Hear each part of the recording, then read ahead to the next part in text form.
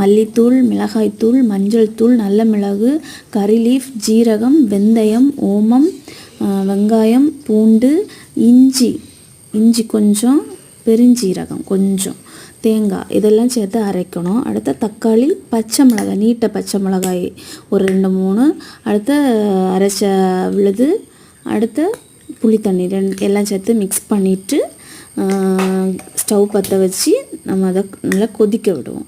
நல்லா கொதித்ததுக்கப்புறம் கொஞ்சம் உப்பு, நல்லா எல்லாம் லைட்டாக கொதித்ததும் உப்பு, அதுக்கப்புறம் எண்ணெய் தெரிஞ்சு வந்ததான் அதுக்கு மேலே கொஞ்சம் எண்ணெய் ஊற்றுவோம்.